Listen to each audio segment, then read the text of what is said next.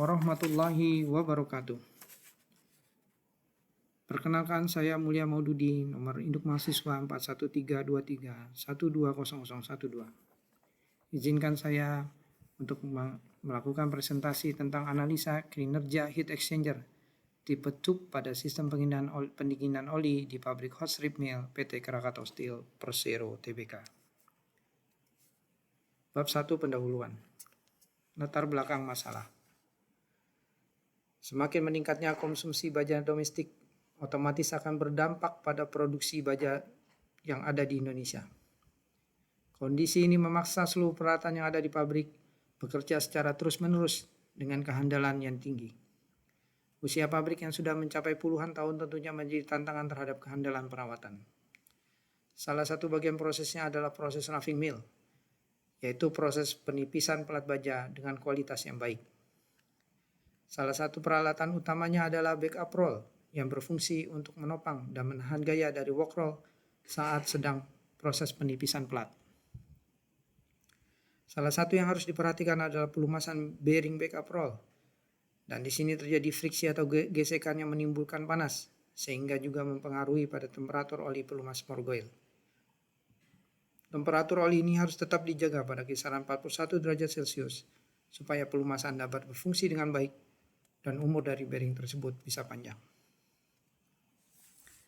Proses pelumasan dilakukan dengan sistem tertutup. Oli dialirkan menggunakan pompa melewati heat exchanger untuk proses pendinginan, kemudian mengalir ke area bearing untuk pelumasan dan kembali lagi ke tangki. Setelah dari tangki, oli kembali dipompakan menuju bearing dengan melewati heat exchanger. Demikian seterusnya. Heat exchanger menggunakan air sebagai media pendingin atau cooling water system dari water treatment plant. Rumusan masalah. Dalam laporan ini dibahas alat penukar kalor atau heat exchanger jenis cell dan tube untuk mendinginkan oli pelumas bearing dari temperatur 52 derajat Celcius menjadi 41 derajat Celcius dengan media pendingin air yang temperaturnya 32 derajat Celcius dan temperatur saat keluarnya adalah 34,5 derajat Celcius.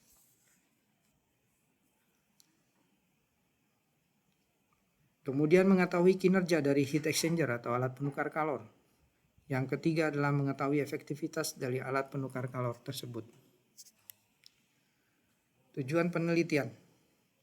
Analisis dari alat penukar kalor ini mempunyai maksud dan tujuan sebagai berikut.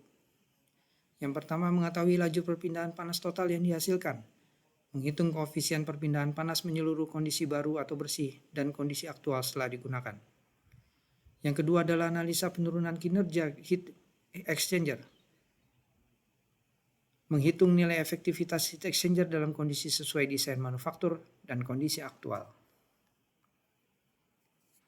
Manfaat penelitian. Memberikan informasi mengenai kinerja aktual dari alat heat exchanger. Menjaga kondisi bearing dalam temperatur yang tepat agar kinerja backup roll lebih baik. Yang kedua adalah menjadi dasar kajian perawatan dan perbaikan pada alat heat exchanger yang existing. Batasan penelitian.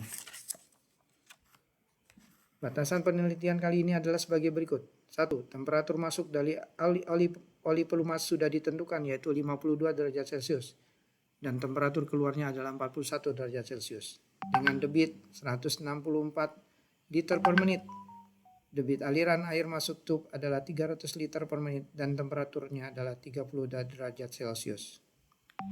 Yang kedua, jenis fluida yang digunakan dalam analisis adalah oli pelumas pada sisi sel dan air pendingin dari water treatment pada sisi tube. Yang ketiga adalah analisis perhitungan dibatasi pada sisi tube-nya saja.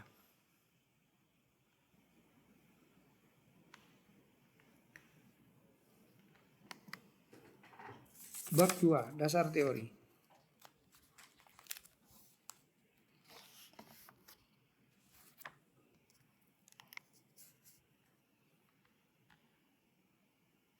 Tinjauan penelitian terdahulu. Pada tahun 2024 ada penelitian dilakukan oleh Andi Husni Sitepu, Rahimuddin, Muhammad Rusdi Alwi, Surya Haryanto, Muhammad Iqbal Nikmatullah, Muhammad Ilham Nur melakukan penelitian analisis efektivitas heat exchanger tipe sel dan tube menggunakan CFD.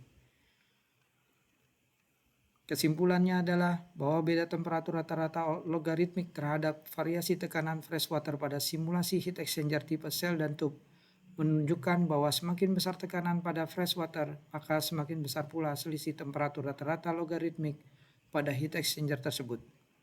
Sedangkan tekanan freshwater mempengaruhi efektivitas heat exchanger tipe sel dan tube.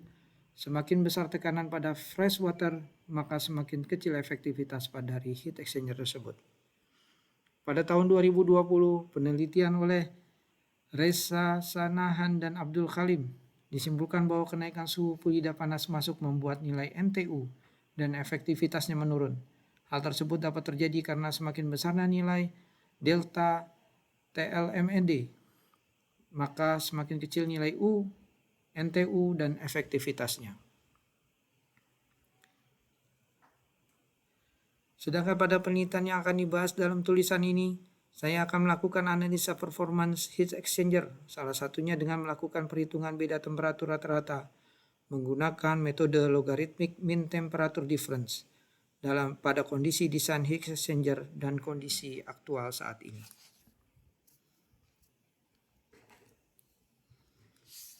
Untuk melakukan penelitian ini kita harus memahami tentang perpindahan panas. Perpindahan panas ada 3 macam, yaitu perpindahan panas konduksi atau hantaran, perpindahan panas melalui satu jenis zat. Arah aliran panas adalah dari titik bertemperatur tinggi ke temperatur rendah. Konduktornya adalah bahan yang menghantarkan panas dengan baik, dan isolator adalah bahan yang buruk dalam menghantarkan panas. Yang kedua ada perpindahan panas konveksi atau aliran. Konveksi perpindahan panas oleh gerak dari zat yang dipanaskan, tergantung pada sifat fluida seperti viskositas dinamis, produktivitas panas, massa jenis, spesifikasi panas, dan kecepatan fluida. Bentuk dan kekasaran permukaan mempengaruhi. Yang ketiga adalah perpindahan panas pancaran.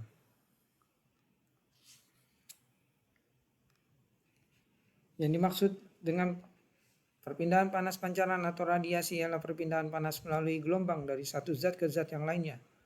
Semua benda memancarkan panas. Keadaan ini baru terbukti setelah bertemperatur meningkat. Pada hakikatnya proses perpindahan panas radiasi terjadi dengan perantaran foton dan juga gelombang elektromagnet. Ciri-ciri dari radiasi yaitu 1. Panas radiasi merambat lurus, dan yang kedua adalah untuk perambatan panas tidak membutuhkan medium, misalnya zat cair atau gas.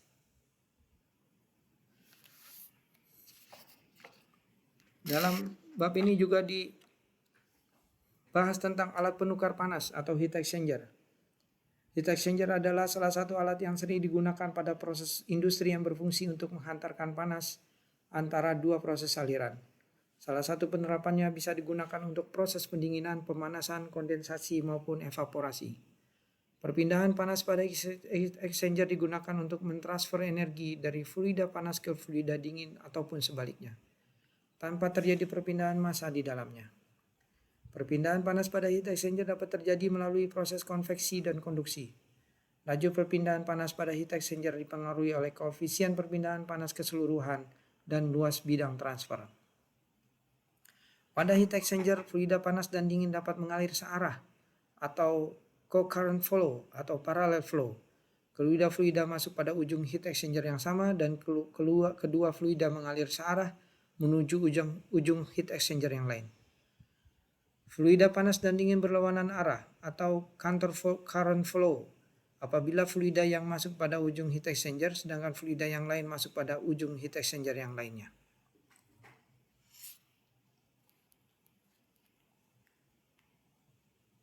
Pada sisi tube mengalir temperatur panas dan sisi sel mengalir temperatur dingin, sehingga mengakibatkan perpindahan panas. Temperatur yang rendah akan menerima panas, sedangkan temperatur yang tinggi akan melepaskan panas, sehingga terjadi heat mass balance. Prinsip kerja heat exchanger.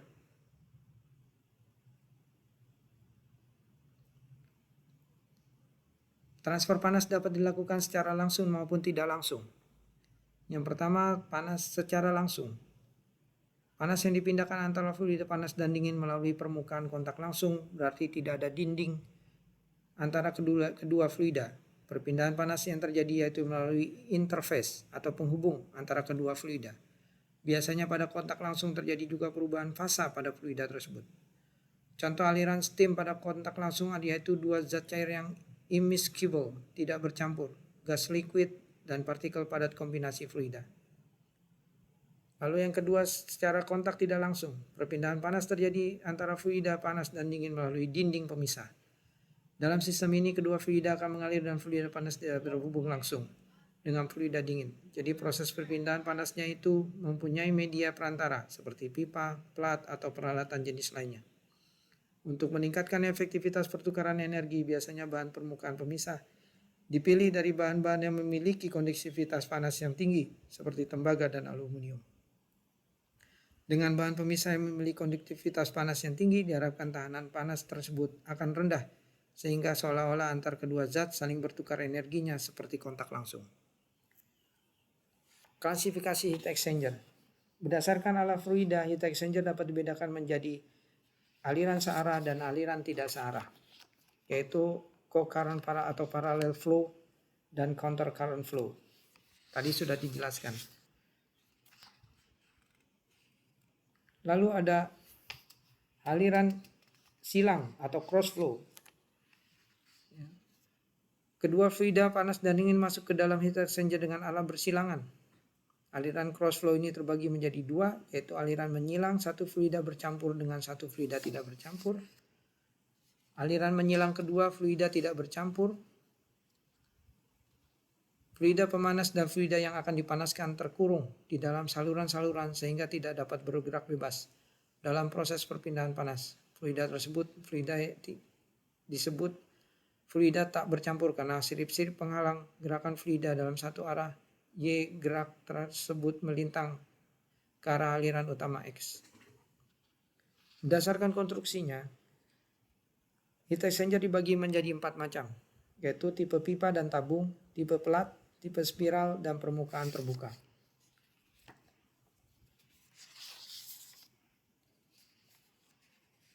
Berdasarkan fungsinya, heat exchanger dibagi menjadi heater. Adalah menambahkan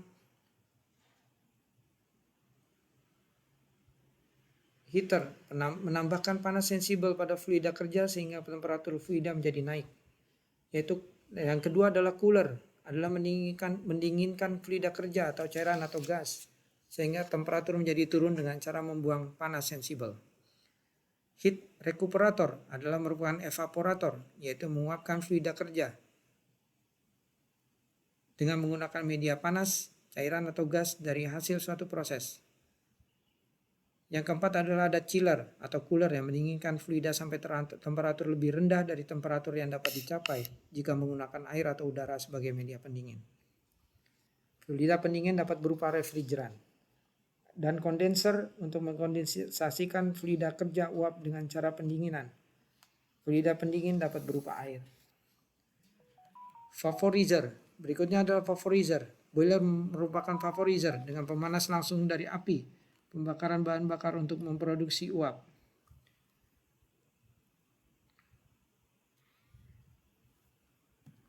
Waste heat boiler adalah merupakan boiler dengan manfaat gas buang dari hasil proses sebagai pemanas untuk memproduksi uap.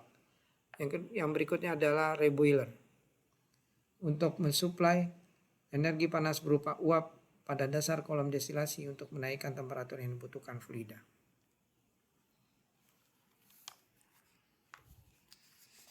Untuk menganalisa heat exchanger tipe sel dan tube, kita harus mempelajari tentang heat exchanger tipe sel dan tube. Yang pertama adalah keuntungan tipe heat exchanger tipe sel dan tube, memberikan luas permukaan yang besar untuk volume heat exchanger yang kecil, baik untuk operasi bertekanan tinggi, pembersihannya yang mudah, teknik fabrikasi dan prosedur perencanaannya yang sudah bagus. Hal-hal yang mempengaruhi kinerja heat exchanger yaitu kebersihan fluida, faktor pengotoran, sifat korosi fluida, tekanan kerja fluida, temperatur fluida, penurunan tekanan, jumlah aliran fluida, viskositas fluida, dan kecepatan alir fluida. Aliran fluida di dalam pipa.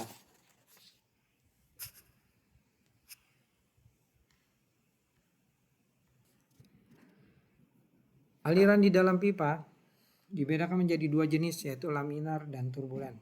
Aliran di dalam pipa dapat berupa laminar atau turbulen, tergantung pada kondisi aliran. Laminar fluida dengan viskositas tinggi dalam pipa kecil atau jarak dekat. Turbulen fluida berkecepatan tinggi. Aliran laminar RE-nya di bawah dari 2300, sedangkan aliran turbulen RE-nya adalah di atas 10.000. Bilangan Reynolds digunakan untuk menentukan jenis aliran. Teori yang berikutnya adalah analisis perpindahan panas. Yang pertama adalah persamaan dasar kesetimbangan energi, di mana QC sama dengan QH. Menentukan laju perpindahan panas dan koefisien perpindahan panas menyeluruh.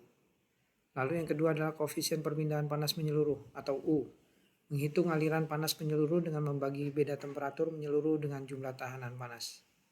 Ya, kemudian adalah menghitung faktor pengotoran, menyebabkan tambahan tahanan terhadap aliran panas dan menurunnya kinerja. Selanjutnya adalah untuk menghitung analisa heat transfer. Pada penelitian ini akan menggunakan metode logarithmic mean temperature difference. Oleh karena itu, dalam merancang ataupun menganalisis formasi alat penukar panas sangat perlu untuk menghubungkan antara laju perpindahan panas total terhadap temperatur fluida yang masuk dan keluar, koefisien perpindahan panas rata-rata, dan total luas permukaan. Jika Q adalah total laju perpindahan panas antara fluida panas dengan fluida dingin, dan dengan mengabaikan perpindahan panas yang terjadi alat penukar panas dengan lingkungan, mengabaikan perubahan energi potensial dan energi kinetik, dan dengan mengaplikasikan persamaan energi steady, maka diperoleh persamaan menghitung laju perpindahan panas pada fluida dingin adalah QH, yaitu laju perpindahan panas sama dengan laju alir massa fluida dikali panas jenis fluida dikali temperatur fluida masuk dikurangi temperatur fluida keluar.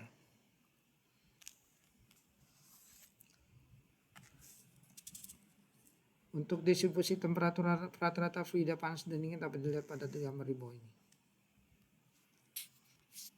Sedangkan temperatur keluar pada alat penukar panas aliran searah, temperatur keluar fluida dingin tidak pernah melebihi temperatur fluida panas. Dan persamaan yang digunakan untuk aliran searah adalah laju perpindahan panas sama dengan koefisien perpindahan panas menyeluruh dikali luas penampang tegak lurus dikali beda temperatur rata-rata logaritmik. Untuk fluida aliran berlawanan, temperatur keluaran fluida dingin dapat melebihi fluida panas keluar. Perpindahan panas dihitung dengan faktor koreksi untuk LMTD atau logarithmic mean temperature difference. Apabila temperatur aliran masuk dan keluar dari fluida tidak diketahui, maka proses uji coba trial and error dapat diterapkan untuk menggunakan metode LMTD dalam menganalisis panas suatu heat exchanger. Dalam kasus ini, untuk menghindari proses trial and error, metode NTU berdasarkan konsep efektivitas heat exchanger dapat digunakan. Metode ini didasarkan pada fakta bahwa temperatur masuk atau temperatur keluar dari heat exchanger adalah fungsi UA atau CC dan CC per H pada persamaan. Untuk menghitung number transfer unit, rumus yang digunakan adalah koefisien perpindahan panas menyeluruh dikali dengan luas permukaan perpindahan panas yang sesuai dengan definisi dan kemudian dibagi dengan kapasitas panas minimum. Bab 3, metodologi penelitian.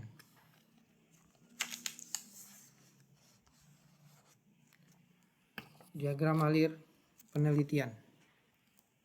Yang pertama, mulai lalu mengidentifikasi masalah dan tujuan, lalu melakukan studi literatur, ya kemudian mempersiapkan alat yaitu termogan untuk mengukur suhu atau temperatur. Lalu pengambilan data temperatur masuk dan temperatur keluar fluida. Lalu kemudian ada data desain HE, heat exchanger tipe sel dan tube, yang juga kita cari, kita gunakan untuk analisa perbandingan. Lalu menghitung kondisi desain dan menghitung kondisi aktual. Lalu didapatkan koefisien perpindahan panas menyeluruh atau U. Lalu didapatkan juga perpindahan panas total atau Q, LMTD dan faktor koreksi LMTD. Setelah itu didapatkan apakah Q yang kita hitung sama dengan Q aktual. Jika tidak, maka kita akan mengambil data temperatur kembali dari atas dan lalu melakukan perhitungan kembali dan melakukan mencari koefisien perpindahan panas menyeluruh dan perpindahan panas total sehingga didapatkan LMTD dan faktor koreksi LMTD. Jika iya, Q baru lebih besar dari Q aktual, maka lanjut ke pembahasan dan kemudian lanjut ke dalam kesimpulan dan selesai. Objek penelitian.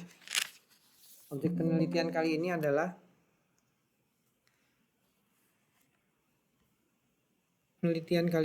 menghitung ulang alat penukar panas atau heat exchanger pada sistem pendinginan pelumas bearing backup roll dalam kondisi normal tanpa pengotor dan juga dengan pengotor atau fouling factor. Kemudian kinerja heat exchanger setelah dipakai, penurunan kinerja apakah masih layak atau sudah harus dilakukan pembersihan serta perbaikan. Lalu yang ketiga adalah melakukan evaluasi desain awal heat exchanger.